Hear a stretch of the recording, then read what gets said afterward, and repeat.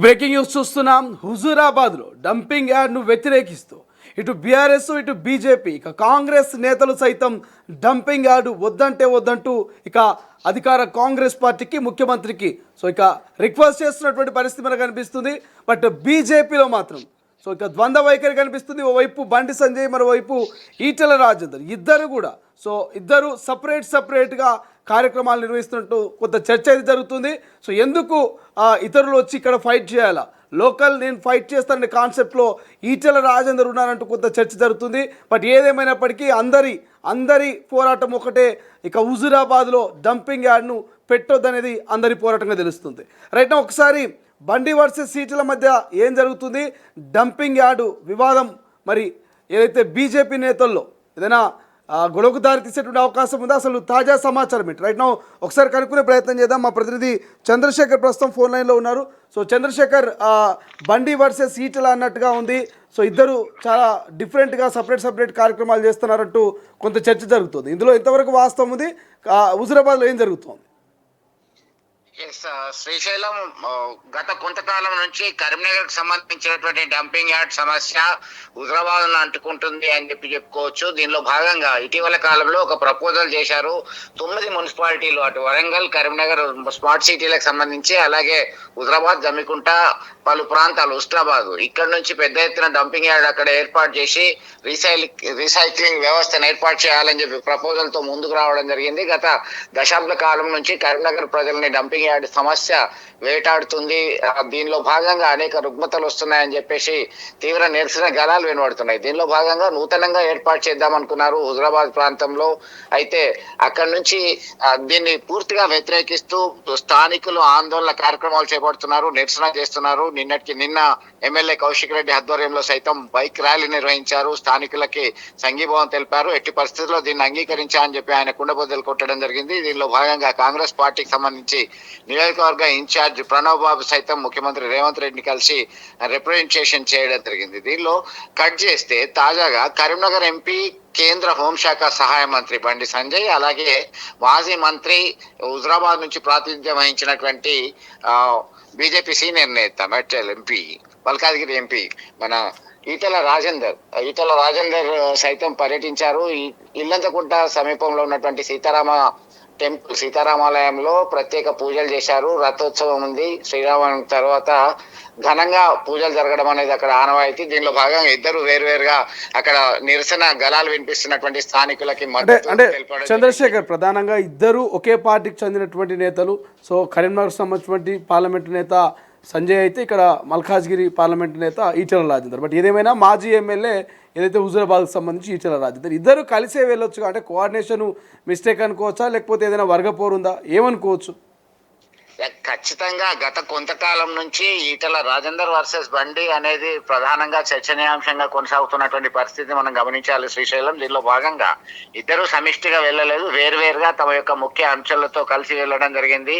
Cause ఒకటే కానీ route వేరు అనేటువంటి కోణంలో ఇక్కడ బలంగా చర్చ జరుగుతుంది. గత పాలకుల నిర్లక్ష్యము, గతంలో ఉన్నటువంటి వాళ్ళు ప్రపోజ్ చేశారు అనేటువంటి ధోరణితో బండి సంజయ్ తీవ్రంగా వ్యాఖ్యానించడం జరిగింది. ఈ క్రమంలో ఈటెల రాజేందర్ సైతం ఇది ఎవరో వచ్చి ఇక్కడ పోరాటం చేయాల్సిన అవసరం లేదు, ఇది ఖచ్చితంగా దీన్ని తొలగించేంత వరకు నేను అండగా ఉంటాను స్థానికులు అని చెప్పేసి స్థానికులకు ఈటెల రాజేందర్ మాట్లాడుకొచ్చారు. అంటే ప్రధానంగా బండి సంజయ్ మీరు అన్నటువంటి వ్యాఖ్యలు అవుతుంది. బండి సంజయ్ గత పాలకులకు సంబంధించినటువంటి వ్యవహారం అంటూ చెప్పడం, అంటే గతంలో అక్కడ ఈటెల రాజేందరే గతంలో ఎమ్మెల్యేగా ఉన్నటువంటి పరిస్థితి. అంటే ఈటెలను టార్గెట్ చేస్తూ బండి సంజయ్ మాట్లాడాడు అనుకోవచ్చా? అంటే ఇటీవల కాలంలో అప్పుడు అంత సీరియస్ గా ప్రపోజ్ చేయలేదు. ఇటీవల కాలంలో చేసినటువంటి వ్యవస్థ కావచ్చు, గతంలో ప్రపోజల్ వచ్చినప్పుడు ఫైట్ చక్కగా చేయలేదు అనేటువంటి ధోరణితో ఒక రకంగా టార్గెట్ చేసినట్టుగా చెప్పుకోవచ్చు. మరొక వైపు ఈ ముఖ్యమంత్రి రేవంత్ రెడ్డికి సైతం సవాల్ విసరడం జరిగింది. వీరు ఇక్కడ ఏమి చేయకుండా కేరళ, ఇతర రాష్ట్రాలకు వెళ్ళి ప్రచారం చేస్తున్నారు అనేటువంటి అంశంతో బహిరంగ సవాల్ చేయడం జరిగింది. మొత్తం మీద ఈ అంశం డంపింగ్ యార్డ్ హటావో, హుజరాబాద్ కు బచావో అంటూ నినాదం కోరుతూ ముందుకు వచ్చినటువంటి హుజరాబాద్ ప్రాంత ప్రజలు, హుజరాబాద్ ఐక్య పోరాట సమితి ఆధ్వర్యంలో ఈ పోరాటాలు కొనసాగుతున్నాయి. దీనిలో భాగంగా వేర్వేరుగా ఇద్దరు బడా నేతలు వేర్వేరుగా అక్కడ ఉన్నటువంటి పోరాటం చేస్తున్నటువంటి వాళ్ళకి సంఘీభావం తెలపడం అనేది ప్రధానమైనటువంటి చర్చకు దారితీస్తుంది శ్రీశైలం. దీనిలో భాగంగా ఎంతవరకు వెళ్తుంది ఈ వర్గపోరు, ఇంకా తారస్థాయికి వెళ్తుందా? కాదు ఒకటే, కానీ కలిసి రాలేదు. కలిసి వస్తే బాగుండేది కదా అనే చర్చ అయితే జోరుగా సాగుతుంది అక్కడ. అంటే ప్రధానంగా హుజురాబాద్లో ఉన్నటువంటి బీజేపీ కార్యకర్తల ఇంటర్నల్ ఫీలింగ్ ఏమై ఉండొచ్చు అంటే ఇద్దరు బడా నేతలే, ఇద్దరు నేతలు ఒకేసారి వస్తే ఇంకొంత ఇంపాక్ట్ కనిపించేది, అక్కడ ఒక రకమైనటువంటి క్రేజ్ ఏర్పడేది. కానీ ఇద్దరు నేతలు వేరువేరుగా రావడం పట్ల హుజురాబాద్లో ఉన్నటువంటి బీజేపీ కార్యకర్తలు కావచ్చు, ఇటు కరీంనగర్ కార్యకర్తల ఒపీనియన్ ఏమైనా ఉందా ఇన్సైడ్?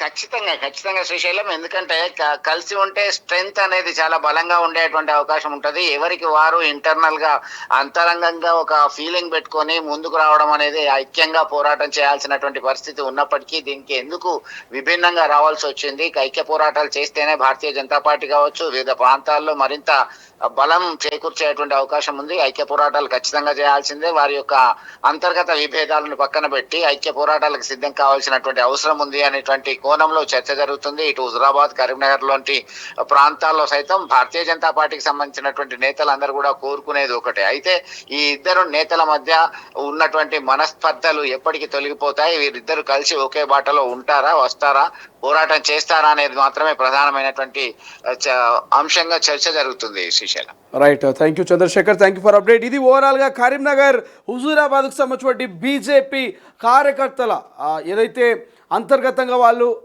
ఆవేదనకు లోనవుతుందో తెలుస్తుంది. ఇద్దరు అగ్రనేతలు, ఇద్దరు బడా నేతలు అని చెప్పుకోవచ్చు, కమలనాథులు ఇద్దరు మరి ఎందుకు కలిసి రాలేదు, కలిసి వచ్చి ఎందుకు హుజూరాబాద్ సంబంధించి డంపింగ్ యాడ్కు సంబంధించి సో వ్యతిరేకంగా ఎందుకు పోరాడలేదు? సో మరింత బలంగా ఉండేది, మరింత రెట్టింపు ఉత్సాహంతో కార్యకర్తలు జాయిన్ అయ్యేది.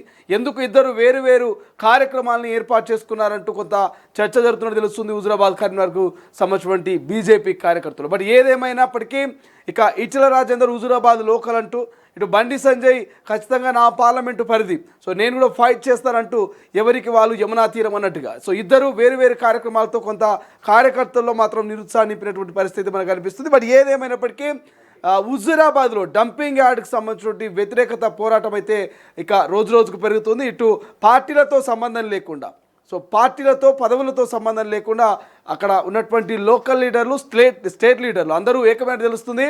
ఇటు కాంగ్రెస్ నేత ప్రణవ్ బాబు కావచ్చు, అండ్ సిట్టింగ్ ఎమ్మెల్యే అటువంటి పాడి కౌశిక్ కావచ్చు, లేకపోతే మాజీ ఎమ్మెల్యే ప్రస్తుతం మల్కాజ్గిరి ఎంపీ ఇటు ఈటెల రాజేందర్ కావచ్చు, ఇక కేంద్ర సహాయక మంత్రి బండి సంజయ్ కావచ్చు, అందరూ ఒకటయ్యారు. ఎట్టి పరిస్థితుల్లో హుజూరాబాద్లో మరి ఈ యొక్క డంపింగ్ యాడ్ను పెట్టనివ్వం, డంపింగ్ యాడ్ను ఇక్కడ పెట్టొద్దంటూ వాళ్ళు ఇక పెద్ద ఎత్తున నిరసన వ్యక్తం చేస్తూ ప్రభుత్వాన్ని, ముఖ్యమంత్రి రిక్వెస్ట్ చేస్తున్నటువంటి పరిస్థితి. రైట్, నా ఒకసారి లేటెస్ట్ వీడియో బైట్స్ ఉన్నాయి నేతలకు సంబంధించి, ఒకసారి ఆ బైట్స్ కూడా చూద్దాం. డంపింగ్ యార్డ్ పెట్టడానికి మేము వ్యతిరేకం కాదు, కానీ ఏ ప్రభుత్వమైనా ఏ పాలకులైనా ఒక సమస్య నుంచి ఆ పరిష్కారం చూపెట్టి మళ్ళీ సమస్య లేని ప్రాంతంలో, ప్రజలకు ఇబ్బంది లేని ప్రాంతంలో డంపింగ్ యార్డ్ పెడితే మాకు ఇబ్బంది లేదు. కానీ ఒకరి సమస్య ఉందని చెప్పి భావించి మళ్ళీ ఇంకో సమస్యను క్రియేట్ చేయడం అనేది మంచి పద్ధతి కాదు. ఈ గుట్ట దాడితే మున్సిపాలిటీ, రేపు ఈ డంపింగ్ యార్డ్ అయితే మున్సిపాలిటీ పరిధికి వస్తుంది. కానీ చుట్టుపక్కల గ్రామాలు ఉన్నాయి. కానీ ప్రభుత్వం ఏం ఆలోచనతో నిర్ణయం తీసుకున్నదో, ఎందుకు ఇలాంటి నిర్ణయాలు తీసుకుంటుందో ఇప్పటికీ అర్థం కాని ప్రశ్న. ఇది మంచి పద్ధతి కాదనే విషయాన్ని ప్రభుత్వం గుర్తుంచుకోవాలి. ప్రజలందరూ ఒకటే, ఏ ప్రజల ఆరోగ్యాన్ని కాపాడాల్సిన బాధ్యత ప్రభుత్వం మీద ఉంది, పాలకుల మీద ఉంది. ప్రజల ఆరోగ్యాలను కాపాడాల్సిన ప్రభుత్వం దానికి భిన్నంగా ప్రజల ఆరోగ్యాలను ముక్కుబాట విధంగా ప్రజల ప్రాణాలతో చెలగాటమాడడాన్ని భారతీయ జనతా పార్టీ పూర్తిగా వ్యతిరేకిస్తుంది. ఇది పూర్తిగా తప్పు నిర్ణయం. ఇప్పుడు ఈ హుజూరాబాద్లో ఏమవుతుందంటే రాజకీయాలు స్టార్ట్ అయినాయి. చేసింది గత పాలకులు, దాన్ని అమలు చేసేది ఈ పాలకులు. వీళ్ళు కొట్టాడుతున్నారు, వాళ్ళు కొట్టాడుతున్నారు.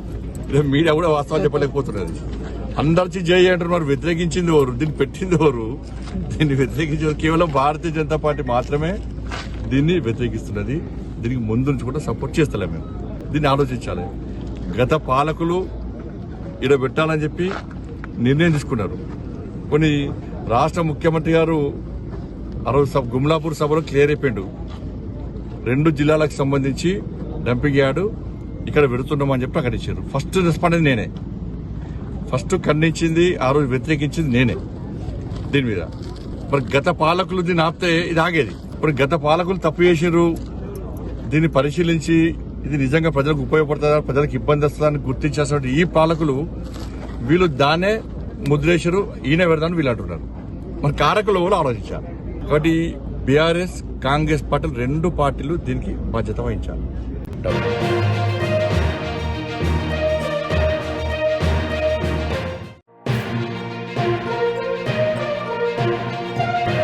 అసలైన తొలి వెలుగు. ఫాలో వాట్సాప్ @తొలి వెలుగు official.